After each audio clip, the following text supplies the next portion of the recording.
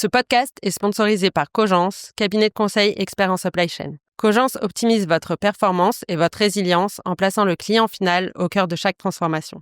Pour plus d'informations, rendez-vous sur cogence-consulting.com.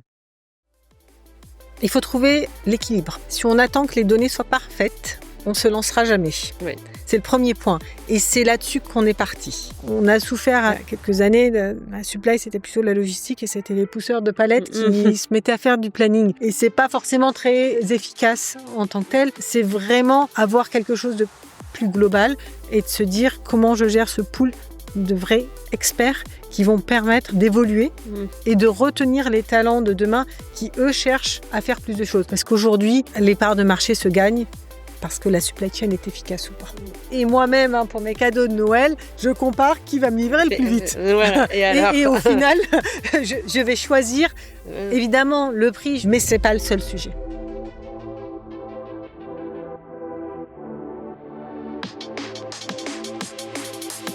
Bienvenue dans Au cœur de la supply chain, le podcast qui vous plonge au cœur des stratégies et des défis des directeurs supply chain. Ils partageront ici leur retour d'expérience, ils vous parleront de leurs projets ambitieux, leurs idées pour demain, de leur vision du métier et aussi des obstacles qu'ils ont réussi à surmonter. Je suis Julia Trial, consultante en supply chain depuis plus de 15 ans et fondatrice du cabinet de conseil Cogence. J'ai imaginé ce podcast comme un espace d'échange, de témoignages et de partage entre tous les professionnels de la supply chain.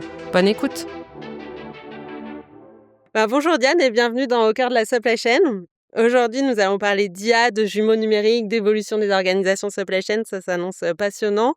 En quelques mots, pour vous présenter, donc vous avez commencé votre carrière au début des années 2000. Vous avez eu l'occasion de travailler dans différents secteurs, le luxe, l'automobile, avant de rejoindre l'industrie pharmaceutique. Et vous êtes aujourd'hui Head of Global Supply Planning chez Sanofi. Vous avez des rôles de chef de projet, de process owner, de directrice supply chain. Vous êtes intervenu au niveau local, au niveau global. Est-ce que vous pouvez rapidement nous expliquer votre parcours? Est-ce que cette alternance projet, opérationnel, process, système, global, local vous ont apporté dans votre compréhension des supply chains? Bonjour et merci de me recevoir. Donc oui, en effet, je suis Head of Global Supply Planning aujourd'hui chez Sanofi, mais j'ai commencé ma carrière dans le conseil. Un gros atout pour moi pour pouvoir challenger le statu quo et remettre en question, en tout cas continuer les transformations qui sont de plus en plus importantes de manière générale en supply. Après ce passage dans le conseil où j'ai beaucoup travaillé dans l'automobile et beaucoup appris sur le repetitive manufacturing en fait. J'ai pu passer sur des secteurs différents, la cosmétique, le luxe, et puis en 2012, je suis arrivée sur la pharma, qui m'a permis d'apprendre différemment la supply, avec des contraintes complètement différentes entre l'automobile qui est sur le plus vite possible et une forte pression sur les coûts, clairement, avec un côté pharma très réglementé, beaucoup de contraintes qui vont faire que cette agilité est forcément moins facile à atteindre. Et c'est là tout le challenge, de continuer à avoir cette agilité en pharma, cette rapidité de réaction, malgré les contraintes réglementaires et qualité que l'on peut avoir, et qui reste évidemment l'exigence première. Par ailleurs, comme vous l'avez mentionné, j'ai essayé au cours de ma carrière d'avoir des expériences au niveau local et au niveau global, en les alternant parce que l'un enrichit l'autre. Également au niveau business, mais aussi projet, transformation et système, ce qui permet d'avoir une vue 360 et de pouvoir derrière avoir une compréhension un peu plus stratégique, moyen-long terme, mais également bien comprendre les impacts et les effets collatéraux quand on prend une décision, que ce soit au niveau global ou au niveau local. Justement, sur cet aspect global-local, si on caricature, on peut entendre de temps en temps le local qui dit « oui, au global, là-haut, tout là-haut, au siège, ils prennent des décisions, mais ils comprennent pas ce qui se passe sur le terrain ». Comment vous faites, ayant eu cette expérience locale, étant maintenant au global, pour pallier à ça et éviter que ce genre de remarques ou de réalité, dans certains cas, puisse arriver? Alors, déjà, l'échange est très important, l'écoute. Et j'ai la chance d'avoir eu l'opportunité chez Sanofi de mettre en place un lien très fort entre le local et le global, avec des équipes locales qui reportent directement à mon équipe, donc des équipes sites supply chain qui reportent à mes direct reports, ce qui permet d'avoir un lien très fort et de connecter entre guillemets les différentes équipes. Il faut trouver le bon compromis. Ouais. Le local optimal, ce sera jamais correct. Néanmoins, il faut s'alimenter de ce qui est positif et de ce qui est bien fait sur les différents sites et échanger les uns les autres pour trouver aussi un optimum au niveau global. Il y a quelque chose qui est très intéressant, c'est qu'on a toujours au niveau local un certain nombre de sites, de personnes qui sont plus moteurs que d'autres, qu'il faut utiliser comme levier pour continuer à pousser à la vision globale que l'on veut mettre en place. Et c'est un petit peu ça que j'essaye de faire avec les équipes en utilisant la connaissance locale. Ça permet aussi, le fait d'être passé sur site notamment et sur le terrain pendant de différentes expériences, d'avoir de la crédibilité dans ce qu'on propose, mais du pragmatisme aussi. Voilà, faut pas que ça reste que des slides, faut que ce soit faisable. Ouais, c'est ça. Bah, c'est marrant parce que je fais un épisode avec Aurélien Huon de Estée Lauder qui avait eu une expérience locale avant de passer planif global et il a dit exactement la même chose, la crédibilité d'être passé local envers les équipes est assez intéressant. Juste pour revenir rapidement sur sur les différences automobiles pharma, quelles sont les bonnes pratiques de l'automobile dont la pharma et peut-être globalement plus largement d'autres industries pourraient ou devraient s'inspirer? Alors, on va être très demand driven, hein, Ouais. définitivement sur la partie automobile et très court lead time. Et une partie sur laquelle j'essaye beaucoup de m'inspirer, c'est la partie relations fournisseurs. Mmh. On subit entre guillemets des lead times qui sont relativement importants en pharma par rapport à différents drivers, hein, qualité, compliance.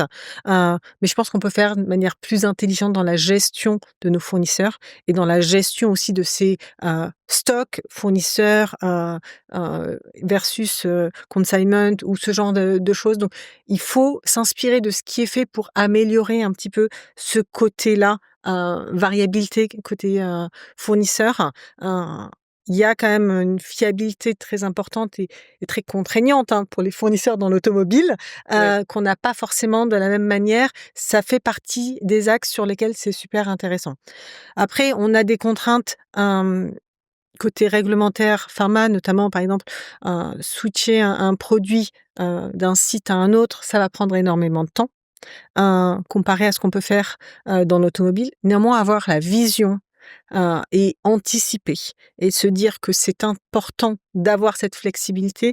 On ne pourra pas le faire du jour au lendemain en pharma, mais avoir cette vision de multi-sourcing, de rebalancing possible entre les capacités, ça permet aussi d'anticiper un peu mieux et d'avoir un peu plus ces leviers-là au moment où on en aura besoin côté pharma. C'est juste, voilà, le temps d'implémentation prend plus de Oui. temps, mais c'est un peu l'idée. Après, le dernier point sur lequel je pense qu'il faut continuer, quel que soit le secteur, c'est d'être vraiment customer-centric, demand-driven, se dire comment on est au plus proche du besoin, comment au plus proche du signal client, des informations, des weak signals qui peuvent arriver pour réagir. Et là, on a la chance aujourd'hui d'avoir de plus en plus d'outils pour ça. Mmh. Et on en parlera tout à l'heure, mais l'artificial intelligence en fait partie, nous permettant d'avoir un peu plus d'interprétation de ces signaux. OK, justement, ouais, on va passer un peu de temps sur ces sujets IA au service de la supply chain. Juste avant de rentrer dans le vif du sujet, bon, je pense que tout le monde connaît Sanofi, mais en quelques mots, donc c'est un groupe pharma mondial spécialisé dans la recherche, la production, la commercialisation de médicaments, vaccins et traitements biologiques. Vous êtes présent dans plus de 24 pays industriellement avec plus de 50 sites de production. En 2024, c'est environ 41 milliards de chiffre d'affaires, plus de 80 000 collaborateurs, donc c'est énorme et on imagine qu'il y a la supply chain derrière. À plusieurs reprises dans ce podcast, on a évoqué, plus ou moins creusé, ça dépend, des sujets IA chez Ciblex pour nettoyer, enrichir les adresses de livraison, chez FM Logistique pour piloter la consommation énergétique des entrepôts, chez 900 Care pour faciliter la DV, etc., etc. Aujourd'hui, j'aimerais qu'on aille un cran plus loin, et on en parlait juste avant l'enregistrement, c'est un vrai axe stratégique, l'IA, chez Sanofi, pour qu'on comprenne bien les cas d'usage, comment identifier les cas d'usage, comment les mettre en place et puis quelle est la valeur pour, la supply. Avant d'en parler un peu de sémantique, parce qu'on parle beaucoup d'IA, de data science, et cetera. De manière simple, la data, c'est les faits, les ventes, les stocks, les délais. La data science, c'est le faire de nettoyer, d'analyser, de faire parler la donnée. L'IA, d'aller plus loin et d'aider à prédire, à décider. Commençons par la data. Je lisais hier une interview donc de votre directrice Global Head Supply Chain chez Sanofi, Vanessa Clemando, qui disait: «J'insiste sur le fait que la qualité des données ainsi qu'une gouvernance optimale sont fondamentales pour faire de l'IA». Comment vous avez travaillé la donnée chez Sanofi? Quelle gouvernance vous avez mis en place? Alors, bon, je pense que c'est, obvious, hein, Ouais, clairement, il faut avoir des données propres. Il faut trouver, l'équilibre. Si on attend que les données soient parfaites, on se lancera jamais. oui. C'est le premier point et c'est là-dessus qu'on est parti. On est parti sur good enough to proceed Mmh. en se disant: «Lançons, des premiers modèles qui utilisent la donnée telle qu'elle est aujourd'hui Mmh. et donnons la visibilité à tout le monde des résultats que ça peut apporter en termes, par exemple d'inventaire». Mmh. Hem, les gens vont commencer à comprendre la mécanique, mais également se dire: «Bah, pourquoi sur mon produit c'est pas correct alors que sur celui du copain ça l'est un peu plus?» et corriger les données. Donc on est parti plus en se disant: «Avançons et corrigeons en parallèle». C'est le premier point. Le deuxième point, c'est qu'on a des gros programmes et j'ai envie de dire un continuous, ongoing, programme de master data, avec évidemment des règles claires. On essaye d'avancer également, sur des outils, qui seront, drivés par, l'artificial intelligence pour, avec les règles que l'on donne et notre base de données, pouvoir proposer des ajustements. Donc là, c'est là où on veut aller, Mmh. faire des ajustements de master data, qui seraient proposés directement par, l'IA par rapport à ce qu'on a pu donner comme règle. Donc oui, notre approche, elle a plutôt été de se dire, on met en place évidemment une gouvernance, on a des règles qui sont claires, mais en parallèle, on commence à les utiliser, parce que quelque part, ce sera jamais parfait Ouais. et attendre la perfection, c'est plus compliqué. L'avantage de, l'artificial intelligence, c'est qu'aussi, elle apprend des erreurs. Mmh. Donc ça permet aussi de fine tuner par rapport au niveau de fiabilité ou pas que l'on peut avoir et ça, c'est relativement intéressant. Ouais. Puis ça permet de faire de la pédagogie, de montrer par Absolument. exemple l'intérêt d'avoir des données propres, et on sait c'est pas toujours, facile. Et est-ce qu'il y a des données sur lesquelles vous n'arrivez pas à avoir des données propres, en fait? Ça a pas permis de passer le cap? Je pense pas qu'il y ait quelque chose sur lequel on n'y arrive pas. Je Mmh. pense que c'est une question de priorité. Quelles Ouais. sont les, données prioritaires? Aujourd'hui, on travaille énormément, notamment sur des sujets d'inventaire. Quelles sont les données prioritaires par rapport à la gestion de l'inventaire qui vont nous permettre d'avoir des projections qui sont correctes? Après, on a entre guillemets, j'ai envie de dire, «la chance», pharma, d'être très réglementé donc une grosse partie des données qui sont très compliance driven et du coup sur lequel on a des contrôles qui sont relativement forts, par ce côté-là, ce qui nous permet d'avoir une base, notamment au niveau des nomenclatures par exemple. C'est pas quelque chose sur lequel je vais me poser la question. Elles Mmh. sont 100% correctes et je le sais. Ouais. Donc voilà, ça fait partie des «acquis» entre guillemets, donc là on va plus se focaliser sur les lead time. La partie sur laquelle on travaille, parce que je veux dire c'est jamais correct, c'est l'évolution de ces données.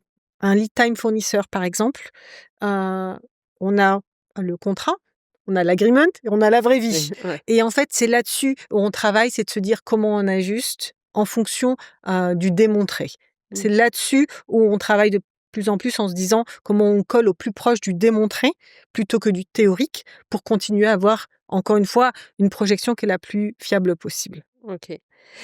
Et chez Sanofi, vous avez, mis en place une plateforme interne qui s'appelle Play. C'est quoi cette plateforme concrètement? Il y a quoi comme données dedans? Ça sert à quoi? Ça fonctionne comment? Alors, déjà, c'est une plateforme qui a été, très, poussée par notre, CEO, Paul Hudson, qui, dès les balbutiements de l'artificial intelligence, s'est vraiment lancé à fond, sur le sujet et j'ai envie de le remercier par rapport à Mmh. ça parce que, on est là où on est aujourd'hui par rapport à cette vision qu'il a pu amener. Heu en nous poussant un petit peu, justement ce que je disais tout à l'heure, good enough to proceed, allons-y et voyons ce que ça donne. On a commencé par alimenter le modèle avec les données existantes, que ce soit les données qualité, production, supply évidemment, planning, OTIF, etc. Et donner cette visibilité sur les ventes, l'évolution par rapport au forecast, donner cette visibilité à tout le monde. Donc on a alimenté d'abord en première étape l'outil, et puis au fur et à mesure, on est arrivé sur des use cases de comment on pouvait utiliser ces données. Donc la visibilité a aussi fait partie de ce côté pédagogique, de se dire les données sont pas correctes. Pourquoi l'OTIF n'est pas celui que je mesure? Parce que quelque part, il y a une donnée qui était peut-être pas la bonne quelque part. Donc les gens ont continué à corriger les données. Et donc, les use cases sur lesquels on a commencé à travailler, notamment Supply, mais ce qui est très intéressant, c'est un outil qui n'est pas Supply, c'est un outil qui est global, qui est company-wise. La finance se connecte, les commerciaux se connectent, Supply ou la prod, ou même les ressources humaines ont aussi une partie sur laquelle ils peuvent faire du monitoring. Côté Supply, on a travaillé par exemple sur la partie forecasting. Donc on avait un outil de forecast qu'on utilisait, et on a décidé de basculer nos forecasts, la génération des forecasts, dans cet outil-là, qui a commencé par évidemment regarder les modèles qui étaient designés pour mettre ça en place, et enrichi ensuite les modèles qui étaient purement statistiques par des informations autres par rapport à la fiabilité et la reliabilité qu'on peut avoir de nos fournisseurs, de nos informations qualité, est-ce qu'on a des retards ou de l'avance par rapport aux libérations qualité, par rapport à nos outcomes de production, quel du coup va être l'impact par rapport au fait qu'on peut vendre un peu plus ou qu'on pourra pas vendre tout ce qu'on avait prévu. Donc toutes ces informations qui étaient dans le système qui étaient des informations internes, ont commencé à alimenter aussi ce côté forecasting. Et donc là, on est en déploiement, on a fini au mois de décembre, le déploiement de ces forecasts générés par AI par rapport à des sources internes. L'idée, évidemment, sur 2026, c'est de pouvoir l'alimenter avec des sources externes. On en a parlé rapidement. Quelles sont les informations qui sont disponibles aujourd'hui, qui vont pouvoir alimenter, notamment par rapport à la mise à disposition de certains autres médicaments qui sont en compétition avec les nôtres, la mise à disposition chez nos concurrents, les ruptures potentielles ou les épidémies, l'évolution des épidémies de grippe ou autres qui vont avoir un impact sur la vaccination et la volonté des gens de se vacciner, par exemple. Donc toutes ces informations ont commencé à alimenter également ce modèle forecast en automatique. On garde la main, entre guillemets, avec une revue, évidemment, de ces forecasts, avec un processus IBP classique de validation de ces demandes et d'engagement avec les équipes commerciales pour être sûr que c'est cohérent, avec la possibilité toujours d'ajuster aux besoins, parce que c'est l'humain qui est enrichi par l'IA et c'est complémentaire. Mais voilà, notre objectif étant de réduire au maximum tout ce qui est enrichissement manuel et de faire en sorte que l'outil nous propose quelque chose le plus fiable possible en intégrant des paramètres des fois on n'avait pas forcément en tête ou qu'on n'intégrait pas forcément nous-mêmes. Oui. Du coup, est-ce que c'est correct de dire que la différence entre ce que vous aviez avant et ce que vous avez désormais sur la partie forecast, c'est que la quantité de données est nettement plus grande et qu'avant, vous vous concentriez sur les données qui semblaient OK à l'humain et qui étaient nettoyées par l'humain pour faire un forecast de manière assez classique. Et désormais, il y a cette masse de données qui reprend toutes les infos de l'entreprise. Et la puissance de l'IA va être de pouvoir dire, en fait, il y a une corrélation entre telle donnée et telle donnée, donc ton forecast, il sera plutôt de temps sur des choses que l'humain, étant donné la masse de données, ou voire il n'avait pas forcément les données, ne pouvait pas faire. Absolument. Et c'est vrai que les anciens modèles, entre guillemets, classiques de forecast se basent essentiellement sur des historiques et des potentiels events qu'on va rajouter ici et là comme event ou saisonnalité qu'on veut planifier. Évidemment, cette partie-là reste valide, mais on rajoute tellement plus d'informations qui sont internes déjà et qui seront très prochainement aussi externes, qui vont pouvoir alimenter le modèle et encore une fois, apprendre Ouais. si c'était correct ou pas de le faire de cette manière-là et ajuster au fur et à mesure. Ouais. En termes de résultats, concrètement, ça a permis d'améliorer Alors, on a de combien gagné le forecast? en forecast accuracy et on est sur 6 mois, hein, donc c'est assez Oui, c'est court. encore récent. On a gagné presque 4-5 points Oui. de forecast accuracy suivant les produits et Mmh. suivant les différents modules.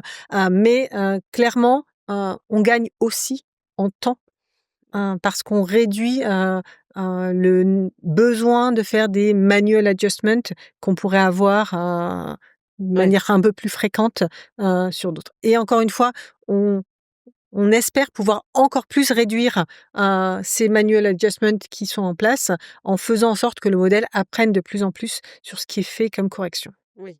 Et puis le fait de rajouter ces données exogènes, et là peut-être que la pharma, sur ce point de vue-là, un peu chanceuse par rapport à Tout à d'autres fait. secteurs, c'est qu'il y a beaucoup de données publiques parce que, on parle d'un sujet critique, quoi. Tout à fait. Après, il y a d'autres parties sur lesquelles on a travaillé également, notamment au niveau inventaire. Un Mmh. gros sujet pour nous, l'inventaire. L'outil aujourd'hui peut analyser et nos ventes et nos productions et nos niveaux de stock du passé et projetés et nous faire des propositions de target safety stock à réajuster.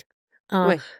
Autrement que par une formule basique APIX que tout le monde connaît et qui fait ça déjà aujourd'hui, mais rajouter également un peu plus d'informations qui sont différentes et proposer quelque chose qui n'est pas forcément toujours très loin de l'APIX, mais qui peut l'être sur certains cas.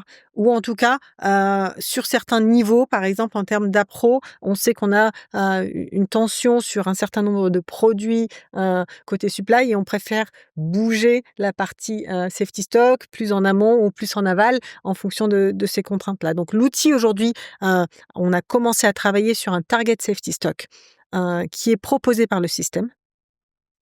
Et on est également en train de mettre en place ce qu'on appelle un thoughtful risk taking, où en fonction des écarts entre ce qu'on a aujourd'hui et ce qui est proposé le système, de la valeur impactée et du produit en lui-même, euh, lancer et donner la main complètement sur ces target safety stock à notre artificial intelligence dans notre outil de planning. Donc, ils vont pouvoir, OK. sans forcément avoir de manual intervention, pousser le target safety stock dans le calcul de planning par rapport à des écarts qu'on considère manageable entre guillemets et qui permettent de refaire le calcul de manière plus appropriée. Encore une fois, en gardant en tête qu'il faut optimiser notre niveau de stock pour l'avoir au bon endroit, au bon moment. Donc ça, c'est un des use cases sur lesquels on a avancé et qui commence à apporter ses fruits. Il faut savoir qu'on a plus de 400 produits et qu'on peut pas avoir une revue. Enfin, quand je dis produit, Bah, c'est brand. Hein, ouais. on peut pas avoir une revue des target safety stock tous les mois, alors que l'outil, lui, notamment sur tout ce qui est produit un petit peu mature et sur Mmh. lesquels on a une intervention qui est moins forte, peut le faire de manière très régulière et faire des propositions en fonction de la tendance du marché et du produit. Et le dernier point, c'est pas le seul, mais que je voulais mentionner qui est relativement intéressant, c'est tout ce qui est inventaire. Au niveau de la gestion de l'inventaire et la projection d'inventaire, on a évidemment une projection classique qui va être demand, supply, inventory, Ouais. qui est un calcul qui est dans notre outil de planning, qui est Kinaxis. Mais on a également cette information qui va être envoyée à notre outil Play et qui va permettre d'enrichir encore une fois avec d'autres données, notamment toutes les informations venant de notre outil de production. Mmh. Où en sommes-nous de la production? On a quand même des lead times qui sont très longs en pharma.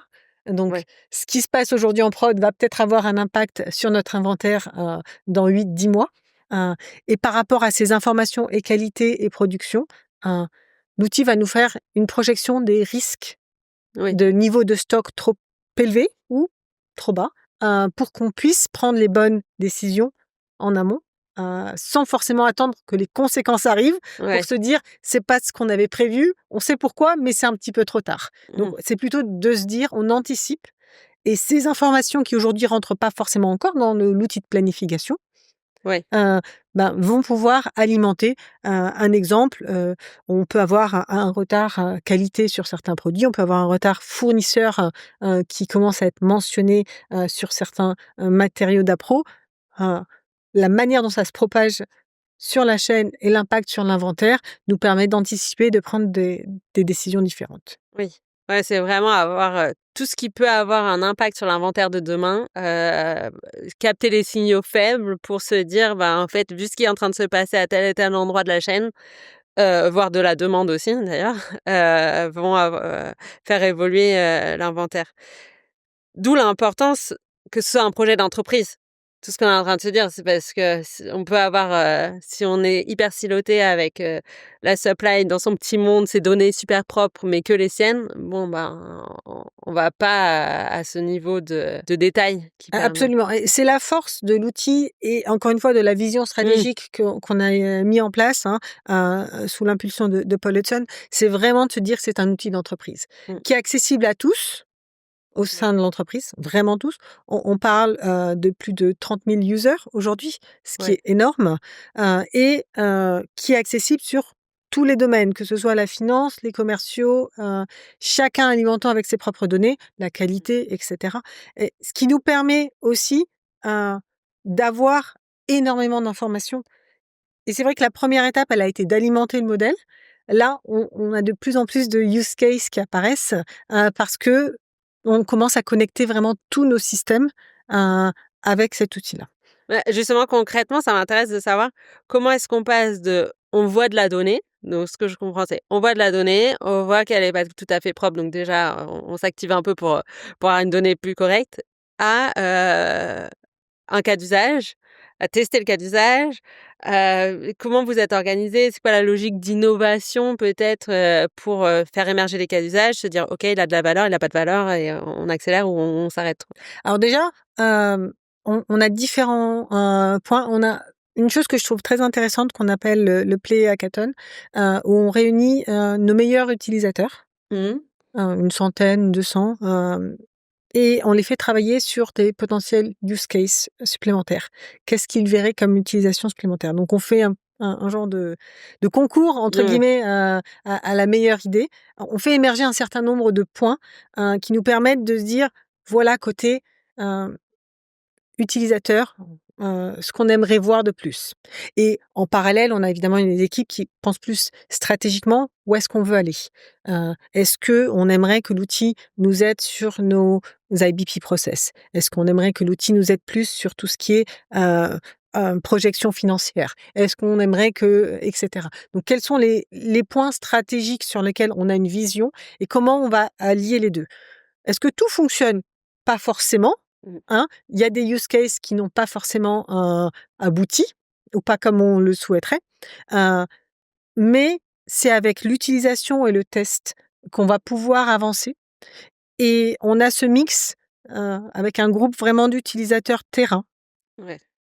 Et un groupe qui va plus être focalisé sur le moyen long terme et la vision stratégique qui fonctionne plutôt bien. Quand je dis ce groupe, sur la vision stratégique, ce groupe est l'idée par Paul Hudson. C'est pas un groupe, de Ouais. managers, c'est vraiment au niveau COMEX, Ouais. qui définissent une stratégie, de ce côté-là, et en parallèle, on essaye, de voir côté utilisateur, qu'est-ce qu'on peut faire pour faire en sorte que ce soit utile. L'idée, c'est pas de développer 50 use cases que personne n'utilise, Non. c'est vraiment de se dire: «C'est là où ça m'apporte de la valeur, dans la manière dont je travaille tous les jours». Oui, oui, et les gens connaissent leurs pain points du quotidien, savent Exact. là où les indicateurs sont pas au rendez-vous et cetera, donc assez naturellement, ils vont sur ces sujets-là et le tri est fait probablement aussi en regard de cette stratégie Tout justement. à fait. Mmh. Après aujourd'hui, vraiment, on commence à faire émerger des nouveaux, use cases un peu plus avancés, heu et on commence à se dire: «On a quand même intégré quasiment tout, de la donnée interne, qu'est-ce qu'on va pouvoir intégrer comme données externes maintenant pour nous aider un peu plus?» Côté fournisseur, par exemple, quelles sont les informations qu'on aimerait intégrer? Côté, comme je le disais, réglementaires, et puis tout ce qui est rupture nationale, épidémiologique, etc. Ça nous permettrait d'avoir un apport supplémentaire. Heu, Après, il faut rester focalisé, pas lancer trop de use Mmh. case non plus. Donc c'est vrai qu'on a une gouvernance en place avec, cette équipe qui permet de donner la direction stratégique. Et puis on est limité aussi par le nombre de ressources qu'on Ouais. peut allouer au développement, donc on a quand même une priorisation en interne pour être sûr qu'on apporte la valeur nécessaire. On a un gros investissement aussi sur la partie R&D, heu, Oui. où en fait on voit énormément d'intérêt à commencer à réfléchir à la manière dont on peut avancer sur certains produits qui sont en R&D, comment on apprend des précédents et qu'est-ce qu'on peut faire différemment et avancer là-dessus. Donc on a des axes stratégiques qui ont été définis et qui nous permettent de dire: «On va mettre un peu plus côté R&D là, un peu plus côté, supply et un peu plus côté production», par exemple. Oui, ouais, au global, vu que, encore une fois, c'est un projet Tout d'entreprise, à donc fait. il faut servir en fonction des priorités. Sur la supply, donc il y a trois use cases phares, on va dire, sur, les prévisions, qui est quand même le use case, dont tout le monde, parle et le plus évident sur, les prévisions des ventes, les target safety stock et la projection d'inventaire. Est-ce qu'il y a des use cases que vous aviez identifiés, que vous avez commencé à tester, qui ont pas fonctionné, ou finalement vous n'avez pas trouvé de valeur? Alors, on a commencé à tâtonner sur, des production plans Mmh. qui viendraient plus de l'AI. On n'y est pas encore. On tâtonne encore un petit peu, mais c'est vrai que c'est notamment côté pharma, c'est assez compliqué. Donc, on tâtonne encore par rapport à ça. Est-ce qu'on va y aller? Sans doute à un moment, Ouais. clairement. Mais encore une fois, ça fait partie de quelle est la source de base. Donc on a un outil de planning qui est Kinaxis que je pense qu'on gardera, hein, pour faire la première base. Quelle est la source d'AI qu'on va rajouter par-dessus et comment on va en tirer de la valeur? Mmh. C'est les questions qu'on se pose, par exemple, aujourd'hui, par rapport à ça. Ouais. Et donc sur l'implémentation, et j'imagine, enfin, comme tous les projets, il y a un pilote, un POC, et cetera, et puis après ça, on passe à l'échelle. Sur toute cette vie de la mise en place de ces use cases, c'est quoi, les difficultés que vous avez pu rencontrer? Alors déjà, il faut onboarder les users. Ouais. Et des fois, ils n'y croient pas. Il y a un côté black box, hein, faut pas se tromper. Il y a un côté black box et il faut que les gens adhèrent. Donc c'était plutôt intéressant pour nous de commencer par la gestion des données, des KPI par Mmh. exemple, qu'ils connaissent, qu'ils reconnaissent Mmh. et sur lequel ils adhèrent, hein, de manière simple, hein, il n'y a pas de Mmh. question derrière, avant de les embarquer sur quelque chose qui est réellement drivé par l'artificial intelligence. Donc embarquer les users, leur faire comprendre la valeur, c'est un vrai sujet. Ça veut dire que des fois, faut un petit peu réajuster aussi son modèle. Mmh. Des fois, on est parti sur des choses et on s'est rendu compte que par rapport à l'utilisation user, on n'était pas assez user friendly, pas assez detailed, pas assez voilà, pas assez focus. Donc et ça fait partie de la phase dans laquelle on est sur certains de nos produits aujourd'hui, c'est de se dire: l'expérience utilisateur, où est-ce qu'on en est aujourd'hui? Qu'est-ce qu'on peut faire pour l'améliorer? Pour derrière avoir plus, d'onboarding en fait, hein, de Mmh. ces utilisateurs et faire en sorte qu'ils soient tous complètement, fluent avec, l'outil, Mmh. qu'ils l'utilisent vraiment au jour le jour. L'idée, c'est pas de faire, quelque chose qui est joli sur des slides, c'est que ce soit utilisé. Donc on est dans cette phase aujourd'hui et on apprend un petit peu, Ouais. notamment par rapport aux use cases dont on a parlé. On apprend un petit peu, après quelques mois, de mise en place, qu'est-ce qu'il faut améliorer. On n'est pas dans un fixe, pause and fix, hein, pas du Mmh. tout, mais on continue à améliorer, les use cases sur lesquels on s'est dit: «Ben, ceux-là ont de la valeur, on va continuer plus loin, donc améliorons-les par rapport à l'utilisation que les users en ont, pour pouvoir aller plus loin derrière, en continuant à rajouter quelques, use cases en parallèle». Mais encore une fois, le focus reste important. Si on a trop de choses, on va aussi perdre les gens. Ouais, et puis à passer, si on prend l'exemple des target safety stock, j'imagine, bon, les gens en charge, ils maîtrisent dans le RP, la valeur qu'ils ont mis, selon la formule, et cetera. là, on leur demande d'accepter de le changer par rapport à ce que l'IA a proposé. Peut-être demain d'accepter que l'IA mette en automatique cette valeur à jour.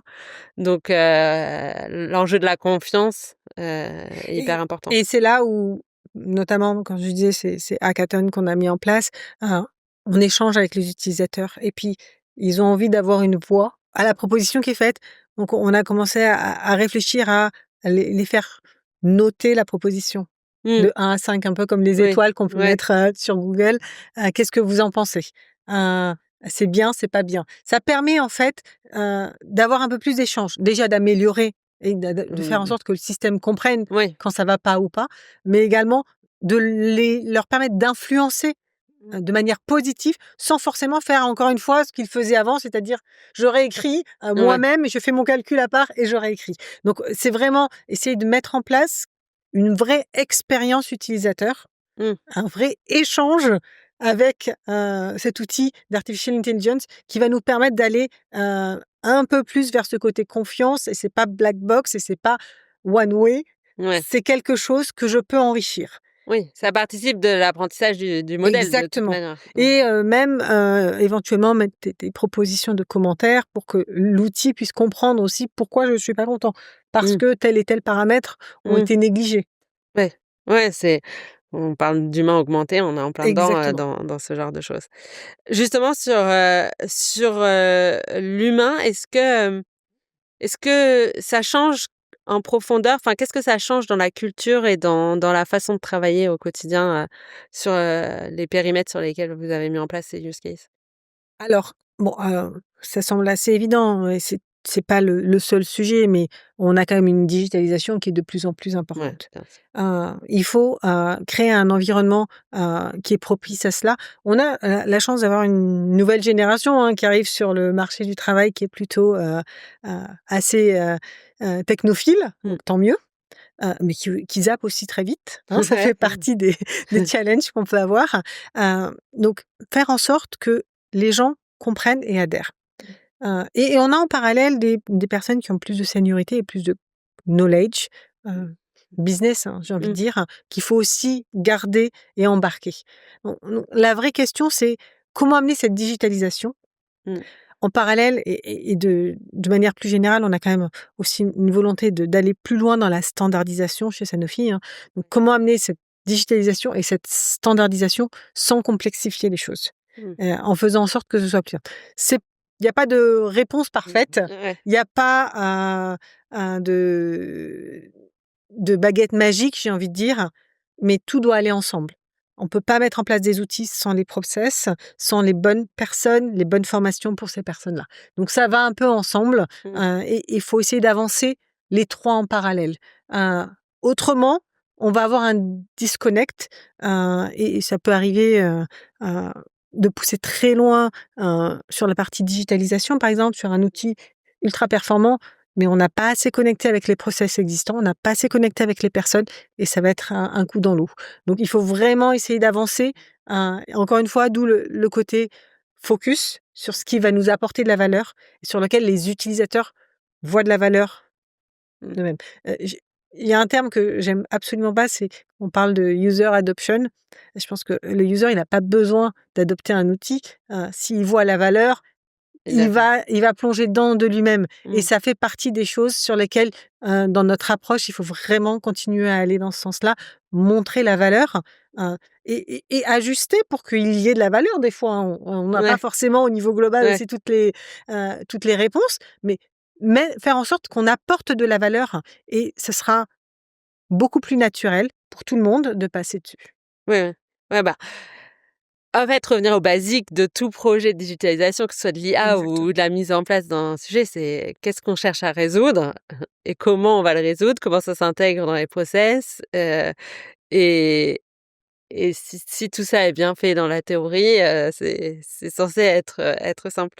Pour conclure sur ce sujet IA, si vous aviez un conseil à donner à des pairs qui sont peut-être moins avancés sur l'IA et qui ont envie d'accélérer, ce serait lequel? Alors, aujourd'hui, il y a énormément de choses disponibles. Je pense qu'il faut se lancer.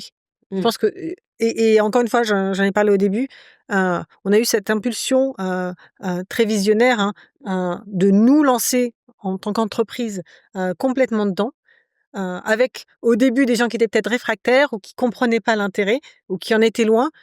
Et aujourd'hui, je pense pas qu'il y ait une personne dans l'entreprise qui ne voit pas la valeur.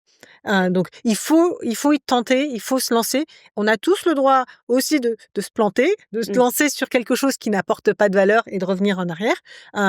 C'est plutôt quelque chose qui est assez agile comme mode de fonctionnement.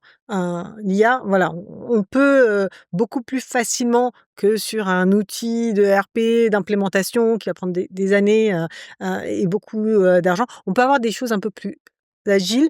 Donc, faut y aller, faut tenter le coup, et après on pourra ajuster et prendre les lessons learned. Ok. Bah, merci pour ces retours sur l'IA. En effet, on a parlé de la data, importance d'avoir la data, mais ne pas utiliser ça comme prétexte pour pas se lancer, justement, avoir et puis de pédagogie et pour aller au-delà, entre autres, de cette black box dont on entend souvent parler. Et comme tout projet, de la rigueur dans l'exécution.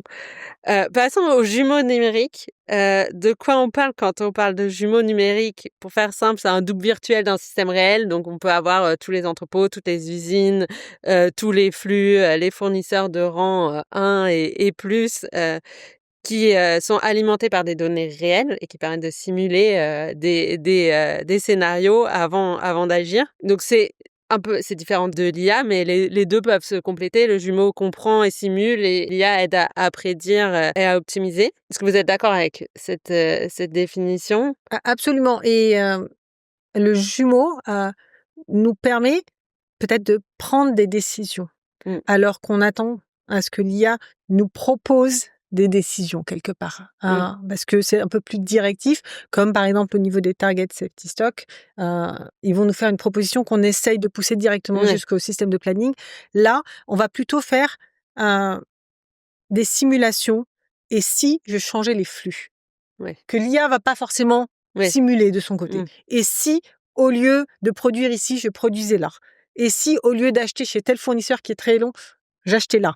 Et ça va me prendre plus de temps peut-être pour le faire valider, parce qu'on a encore une fois des lead times d'implémentation qui sont un peu plus importants, mais ça nous permet de prendre des bonnes décisions stratégiques, en fait. C'est plus comme ça que je le vois. En première instance, c'est de se dire comment on peut mapper un network différent. On a vraiment tout notre network qui est mappé, et qu'est-ce qu'on peut faire comme type de mapping différent? Quelle va être la valeur ajoutée que ça va m'apporter en termes de revenus, ou en termes d'inventaire, ou en termes de lead time, parce que suivant la situation, j'ai plus ou moins des contraintes particulières. Le deuxième point, c'est de comparer ce qu'on a comme target, on va dire, ou planning parameters versus ce qu'on a réellement démontré. Et on a aujourd'hui on planifie avec un lead time de 15 jours. On a démontré que le fournisseur me livrait plutôt en 30 jours. Et du coup, ça veut dire quoi? Et ça veut dire quoi si j'étais sur 30 jours? Donc là, encore une fois, sur un certain nombre de paramètres opérationnels, temps de prod, temps de libération ou approvisionnement côté fournisseur, je vais pouvoir avoir des vraies comparaisons entre les démontrés et les planifiés, les théoriques, les écarts et la valeur perdue ou gagnée par rapport à ces écarts. Après, à moi de prendre une décision. Est-ce que je corrige le démontré et j'ai les moyens de le faire ou pas? C'est pas toujours facile. Ou je vais planifier différemment pour être le plus réaliste possible. Donc, un peu comme l'IA va nous le faire pour les target safety stock, mais les target safety stock, c'est une combinaison de paramètres. Et c'est une décision qu'on va prendre par rapport à un target service level qu'on veut atteindre. Là, c'est plus sur tout ce qui est vraiment concret côté exécution. Qu'est-ce qu'on peut ajuster, et ça fait partie des choses sur lesquelles on a des choses intéressantes. Ça nous permet de mapper aussi de manière très intéressante, du coup, où sont nos bottlenecks, où sont nos inventaires, en quantité, en valeur, across the network. Et du coup, ça nous permet d'avoir une sensibilité un peu plus importante sur nos niveaux de risque, de jouer avec ce what if. Si je change le réseau. Si je passe là, qu'est-ce que je gagne, qu'est-ce que je perds? Ouais. Et pourquoi, quand, comment vous vous êtes lancés dans les jumeaux numériques? À quel moment vous vous êtes dit: «Bon, il nous faut un jumeau, qu'est-ce qu'on met dedans? Sur quel périmètre?» Alors, déjà parce que, on a un outil de planning qui est avec ce qui est validé aujourd'hui et comme je l'ai expliqué, prendre une décision de sourcing en pharma, c'est une décision qui est lourde et longue. Ouais. Quel est l'impact de cette décision? Il Et on peut faut pas trop être en mode test and learn et on verra bien. exactement, Mmh. c'est va pas: «Bon, ben, je vais switcher de tel, site à un autre, la semaine prochaine et puis si ça marche pas, on y revient». Non, ça va Mmh. prendre beaucoup plus de temps. Donc autant savoir quel est l'impact. 2e parce que, on voulait avoir vraiment une visualisation assez simplifiée de nos bottlenecks inventaires, de nos bottlenecks aussi, demonstrated versus, ce qu'on a comme, théorie sur un certain nombre de paramètres, pour justement aller sur une optimisation de nos niveaux de stock au bon endroit, au bon moment et améliorer notre taux de service. Et c'est vrai qu'on peut pas passer notre temps à faire des simulations quand on fait de la planif. Non. Heu, c'est un système opérationnel. Donc c'était un peu sortir ça, et prendre des bonnes décisions qui sont un peu plus, j'ai envie de dire, stratégiques, d'ajustement, dans cet outil pour, atteindre nos targets inventaires. Et j'ai envie peut-être que le premier trigger, c'était de se dire, l'optimisation du network Mmh. et de nos inventaires. Mmh. OK. Et donc concrètement, aujourd'hui, dans ce jumeau, vous avez, toutes vos usines, tous vos stocks. Vous arrivez à avoir, des fournisseurs aussi? Oui, on a Ouais. mappé aussi les fournisseurs. On n'a pas forcément toutes les informations des fournisseurs, mais ça fait partie, des roadmaps de Mmh. 2026, la connectivité avec nos fournisseurs. Donc on commence à mettre en place une connectivité un peu plus importante, avec les fournisseurs. Mais en tout cas, on mappe l'ensemble Mmh. et on peut voir, quels sont les croisements, quels sont les produits qui vont tous aller, chercher la même matière, le même fournisseur, pour se dire comment on peut aussi, éventuellement réduire, le niveau de risque que l'on met par rapport à Mmh. un fournisseur donné. C'est un exemple. L'ensemble de nos flux sont mappés. Le digital twin, il est plus high level, donc on va Mmh. avoir un mapping des fois qui est très visuel, Oui. qui n'est pas forcément ce que la personne qui fait du planning va avoir besoin de voir puisque chacun planifie, Ouais. avec un axe particulier. Mais ça donne une vision globale et ça permet de visualiser, par exemple, les niveaux de stock, les écarts par rapport aux demonstrated de manière assez simple pour prendre les bonnes décisions en disant: «Où est-ce qu'il faut qu'on ajuste pour être au plus proche de la réalité et quel va être l'impact?» Mmh. Et concrètement, comment l'usage de ces jumeaux numériques s'intègre dans les process? C'est quoi? C'est en préparation du SNOP pour évaluer des scénarios justement avant de pouvoir les arbitrer? C'est Alors pas exactement. mmh, C'est un process qui est plus à côté du SNOP parce que le SNOP est évidemment dans Kinaxis, donc on fait nos scénarios tous les mois et on réajuste, tous les mois. Donc on a cette possibilité de faire des scénarios dans le cadre de ce qui est déjà validé. ouais. Là, c'est plus stratégique. On va avoir des évidemment, la revue des demonstrated, ça, c'est mensuel, hein, c'est vraiment de l'opérationnel. Mais on va avoir aussi, du coup, par rapport à tout ce qu'on a vu en termes de demonstrated, quelles sont les décisions stratégiques qu'on aimerait prendre en termes de sourcing. Ça va être plus au moment des budgets, au moment des strat plans, au moment des revues, globales, des paramètres qu'on peut avoir tous les quarters. Donc c'est plus quelque chose qui va se positionner dans le moyen long terme. L'idée, c'est pas de changer les paramètres tous les mois parce que, le mois dernier, ils ont pas planifié, ou Oui. exécuté comme prévu. C'est vraiment de se dire: on a une vision un peu plus, où est-ce qu'on veut aller et comment on va l'utiliser. Donc c'est plus dans le moyen long terme stratégique et ça va matcher plus avec nos timings, budgétaires, nos Mmh. timings strat plan et nos timings de grosses revues, de paramètres. OK. Du coup, le ROI de ce jumeau numérique, il est vraiment sur la alors c'est pas toujours tant facile à mesurer, mais sur la qualité des décisions prises et le fait que la décision prise, bah, est la bonne ou Alors, sur la qualité des décisions prises, oui, mais également sur l'impact inventaire qu'on essaye de mettre en place. OK. On essaye vraiment et on a un gros, impact inventaire qui est attendu de cet outil-là. Se dire: «Est-ce qu'on a bien les bons niveaux de stock au bon endroit, au bon moment?» Et Si c'est pas le cas, qu'est-ce qu'on veut changer pour pouvoir y arriver? Et Oui. donc, c'est là-dessus, c'est pas le seul trigger, hein, mais comme je l'ai dit, les changements de network, c'est pas quelque chose qu'on fait Non. tous les jours, donc c'est pas par rapport à ça qu'on va avoir un ROI réellement concret. Par contre, sur tous les produits, on attend un ROI complet sur la partie inventaire. OK, ouais, c'est vraiment, sur la qualité du stock finalement, Exactement. qu'on joue le plus. Heu, Comment on met en place un jumeau numérique? Est-ce que c'est un sujet pur IT? Faut mettre les données, qu'on a déjà par ailleurs dans ce jumeau pour pouvoir les visualiser? Ou c'est un sujet plus très métier? Ou un peu des 2 Alors évidemment, c'est mais toujours un peu des 2. Il y a une partie IT qui est pas négligeable. Mmh, Hem, Après je pense que, c'est comparé aux ERP ou aux APS, c'est plutôt quelque chose qui est récent sur le mmh, marché. Donc il faut oui, bien choisir aussi son outil.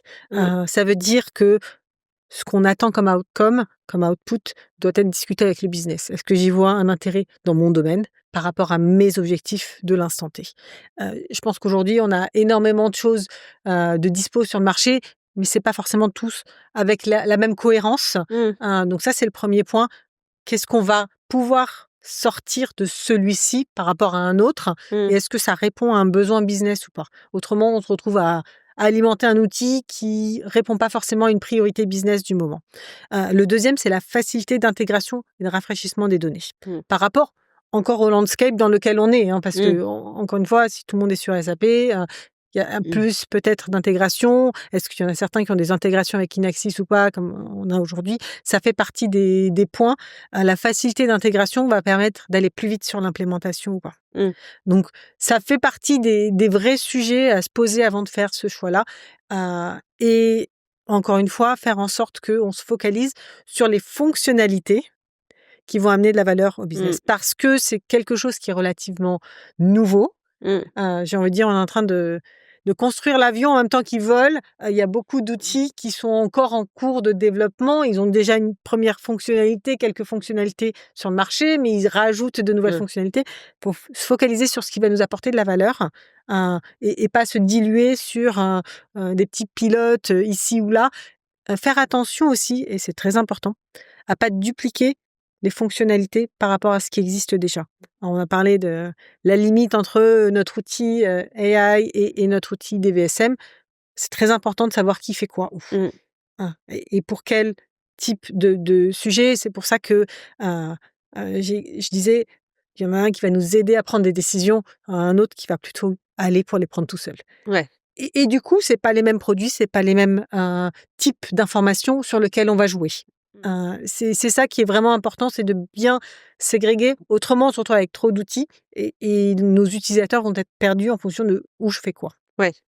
Oui, oui, finalement, bon, classique, mais même si c'est, bonne pratique, et on le voit, encore, régulièrement de foncer un peu tête baissée. Ce serait cool d'avoir un jumeau numérique, j'y vais, mais Pour non, faire quoi? pour faire quoi? Quels sont les cas d'usage? Parce que, ben, jumeau numérique, c'est générique comme terme, mais derrière, il y a plein de choses, différentes. Comment je l'intègre dans mes process? Donc comme le on tout à l'heure sur l'IA, assez Ouais. classique. Et une question qu'on s'est posée, hein, c'est la partie simulation du SNOP. On a déjà cette fonctionnalité dans notre outil de planning. On a décidé de ne pas utiliser de DVSM pour ça, Ouais. de Digital Twin, parce que notre outil de planning le fait aujourd'hui avec des outils de scénario planning qu'on Mmh, utilise pour notre cycle IBP. Et on ne voulait pas que les planificateurs aient 2 outils différents mmh. pour faire la même chose. Ouais.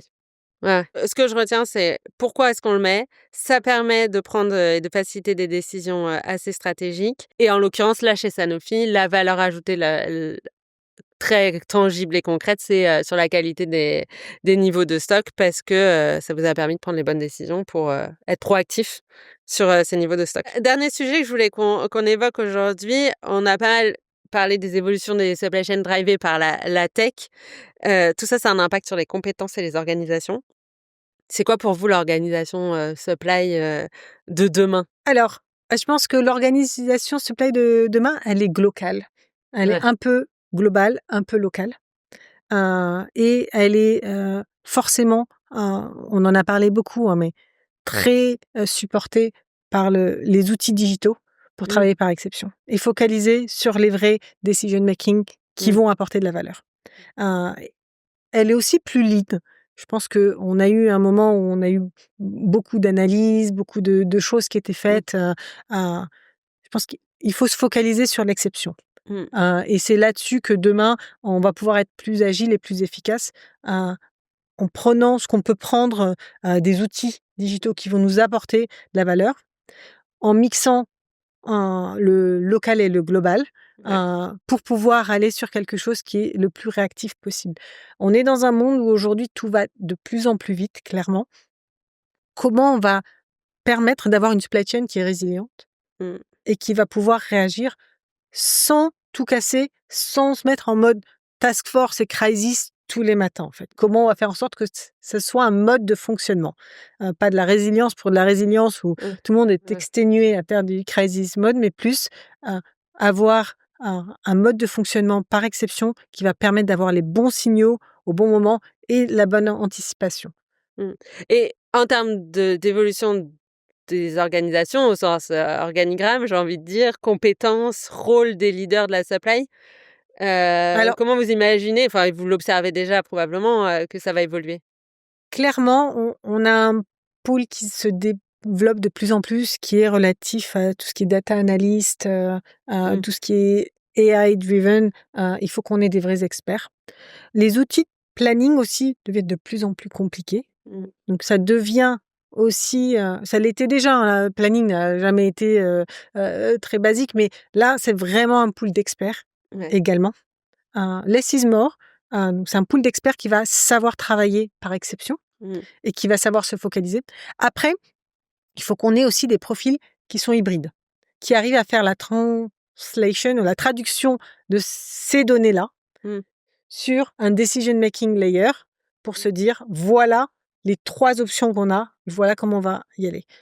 Idéalement, avec le support de l'AI qui va aussi nous proposer certaines de ces options prochainement. Il y a un côté aussi qui a toujours été présent, mais qui est de plus en plus présent, c'est la valorisation. Faire en sorte que la compétence financière de ces équipes supply chain soit complète. Alors, on a toujours eu des équipes supply chain qui connaissaient bien ou la partie marché ou la partie site, production, etc. Mais la vision end-to-end se complète aussi par la compétence financière pour valoriser et amener de la valeur au final au niveau du global. Et puis, la rétention des profils et les profils en question qui évoluent. On a besoin de technophiles. On a aussi besoin de bons communicants pour pouvoir avoir ce niveau de traduction pour ramener au niveau COMEX, en fait, les vrais sujets supply. Parce qu'aujourd'hui, on le voit sur Amazon, on le voit sur beaucoup, les parts de marché se gagnent parce que la supply chain est efficace ou pas.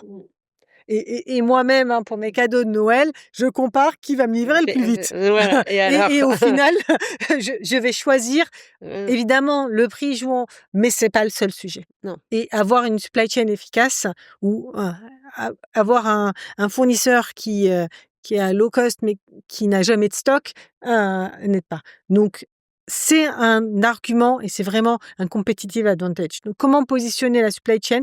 Ça veut dire, évidemment, bien faire le travail, mais aussi bien l'expliquer pour prendre les bonnes décisions qui vont permettre de faire en sorte que ce soit un competitive advantage. Avoir plus d'impact de la supply sur les discussions stratégiques qui sont prises au sein de l'entreprise. Ça fait partie des points. Et on a parlé de rétention. On a une nouvelle génération qui est très technophile, qui rentre assez vite dans les outils, qui des fois n'a pas forcément les compétences supply chain en tant que telles. Donc, il faut former des fois et avoir un bon binôme, un ancien, un nouveau, entre guillemets, ou un plus jeune, permet de comprendre le business et de savoir utiliser les outils. Mais on a aussi une génération qui switch très vite et il faut pouvoir les alimenter. Et je pense pas qu'ils switchent parce qu'ils ont envie de changer d'entreprise, mais c'est parce qu'ils peut-être fatiguent un peu plus vite du sujet. Donc il faut pouvoir les alimenter et les faire passer d'un sujet à l'autre, les faire passer d'un poste à l'autre, leur permettre d'avoir d'autres opportunités, d'autres options pour pouvoir justement les garder au sein de l'entreprise et les faire grandir. Et c'est là, en faisant évoluer cette nouvelle génération sur différents postes, qu'ils vont aussi acquérir eux-mêmes la connaissance, la compétence business qu'ils n'ont pas forcément en intégrant. Voilà. Donc on a quand même vraiment les deux générations là qui travaillent ensemble. Il faut continuer aussi, et ça, je trouve que c'est très important, à créer ce réseau d'experts de la supply. Mmh. Oui. Parce que on a plein de métiers différents en supply. On a plein de choses à apprendre. Donc partager les informations, partager et comprendre et faire évoluer les gens d'un domaine à l'autre permet aussi de continuer à alimenter ce pool. On a souffert à certains moments, il y a quelques années, la supply, c'était plutôt la logistique et c'était les pousseurs de palettes qui se mettaient à faire du planning. Et c'est pas forcément très efficace en tant que tel. C'est vraiment avoir quelque chose de plus global et de se dire comment je gère ce pool de vrais experts qui vont permettre d'évoluer Mmh. et de retenir les talents de demain qui, eux, cherchent à faire plus de choses. On va les mettre, par exemple, beaucoup plus moteurs sur tous ces sujets AI et use case, et on va leur demander aussi de leur côté de pouvoir alimenter les idées pour aller plus loin. Ça va les motiver aussi. Ça permet de leur donner un peu plus de vision sur ce qu'on peut faire. Ouais. Bah, c'est pas mal de beaux challenges et ça rejoint des sujets que j'ai évoqués dans un podcast, je sais pas s'il sera sorti avant ou après, avec Sandrine Torrandel de L'Oréal, où elle parlait justement, elle a utilisé de mémoire exactement la même expression de pousse-palette, comment on arrête d'être pousse-palette et on passe à quelque chose de beaucoup plus stratégique. Et en l'occurrence, dans des entreprises comme L'Oréal et Sanofi, on est déjà bien au-delà du pousse-palette. La supply, c'est hyper transversal, ça a un côté backbone, et puis le fait que ce soit des flux physiques, c'est encore plus prégnant, je trouve. Ça annonce de beaux challenges puisqu'on se dit, il y a le côté très pragmatique, de carton, de produits, de production, et cetera, et cette montagne de data qu'il faut appréhender et faire parler de manière intelligente. Il faut parler avec le commerce, ce que vous dites, plus intégrer les enjeux financiers pour aussi mieux parler avec la finance et permettre de prendre les bonnes décisions. Donc côté multicasquette de la supply chain pour pouvoir atteindre ces enjeux, devenir un acteur encore plus stratégique dans l'entreprise, c'est va élargir la palette de compétences des équipes. Et globalement, le Covid nous a beaucoup aidés pour ça. Oui. Parce Mmh. que ça a mis le projecteur sur la supply, Mmh. qui est devenu le point, j'ai envie de dire pas noir, mais le point d'attention de tout le Ouais. monde, et qui a montré l'importance stratégique et compétitive de la supply chain dans l'environnement. Donc, on va dans la bonne direction. Globalement, on voit de plus en plus l'importance que les sujets supply chain peuvent avoir et le fait qu'il faut les intégrer le plus tôt possible, quelles que soient les décisions qui peuvent être prises au niveau de l'entreprise pour pouvoir avoir un impact global. Mmh. Des beaux challenges pour les équipes RH aussi, pour accompagner les équipes supply.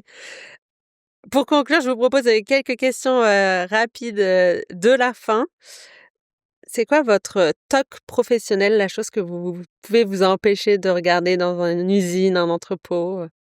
Alors, depuis que je suis en pharma, je focalise beaucoup sur la partie traçabilité. Donc, le TOC, ça va être plutôt de vérifier que tout est bien étiqueté, de Mmh. vérifier que tout est bien à sa place, qu'on n'a pas réceptionné quelque chose qui est resté en vrac quelque part et qu'on ne sait pas ce que c'est, on ne sait pas où c'est, ni comment. Donc vraiment, le real time et la traçabilité, ça va être un point sur Ouais. lequel je vais avoir beaucoup de focus si je me balade en usine. Quel est, selon vous, l'indicateur qui est souvent négligé, mais sur lequel vous portez une attention toute particulière? Alors, je ne sais pas s'il est négligé, mais je pense qu'il n'est pas forcément toujours vu dans le bon sens. Le vrai indicateur, pour moi, c'est l'inventaire, mais c'est le niveau d'inventaire. C'est l'inventaire pas en valeur, c'est le niveau d'inventaire pas trop haut et pas trop bas. Mmh. Et la manière dont on appréhende suivant les cas, des fois, c'est plutôt un target en valeur ou en MOH, mais être au-dessus, c'est pas bien, être en dessous, c'est pas bien non plus. Donc c'est vraiment avoir la bonne range Mmh. sur le niveau d'inventaire. C'est ça qui, je pense, va faire en sorte que on est performant sur toute la chaîne, au final. Ouais, c'est intéressant, ça démontre de proactivité parce qu'on entend souvent l'autif comme numéro 1. Néanmoins, une fois que il est mauvais, il est mauvais. Et l'inventaire, du coup, démontre pas mal de proactivité. Et enfin, quelle est la petite initiative que vous avez mis en place, enfin que vous imaginiez comme étant petite au moment de la mise en place et qui a eu un impact significatif? Alors, la petite initiative, je sais pas, je pense que, la manière dont on gère la communication entre le local et le global, de manière efficace, sans que ce soit embolisant pour les équipes locales, ça fait partie des choses sur lesquelles je travaille énormément, parce que l'idée, c'est de fluidifier les flux d'informations, c'est de faire en sorte qu'on ait autant que possible des dashboards qui permettent d'être live et d'avoir les informations live et qu'on ait des touchpoints qui ne prennent pas des heures. On parlait tout à l'heure du fait d'avoir des fois trop de réunions. On peut être très efficace sur 20 minutes par semaine en étant bien structuré sur l'approche. Et ça permet à tout le monde d'avoir le bon niveau d'information sans être redondant dans la recherche et de pouvoir avancer sur le decision making. Je ne sais pas si c'est une grosse initiative, mais c'est vraiment se focaliser sur l'efficacité et le travail par exception de manière générale comme un ways of working. Oui, ouais, avec la gouvernance qui va bien et on parle pas de quelque chose de très compliqué à mettre en place et ça fonctionne pas mal. Génial. Merci beaucoup Diane pour tous ces témoignages. J'espère que les gens se lanceront du coup dans leur projet IA suite à ça. Merci à vous. Merci d'avoir écouté cet épisode d'Au cœur de la supply chain. Si vous l'avez apprécié, pensez à le partager autour de vous, à le noter 5 étoiles sur votre plateforme de podcast et à vous abonner. Avec ce podcast, j'ai envie de rassembler une véritable communauté de professionnels qui apprennent les uns des autres. Alors dites-moi, qui aimeriez-vous entendre ici ? Qui pourrait partager une perspective enrichissante ? Écrivez-moi sur LinkedIn pour en parler. On se retrouve dans 2 semaines pour un nouvel épisode avec un autre invité passionnant. D'ici là, prenez soin de votre supply chain et à très vite.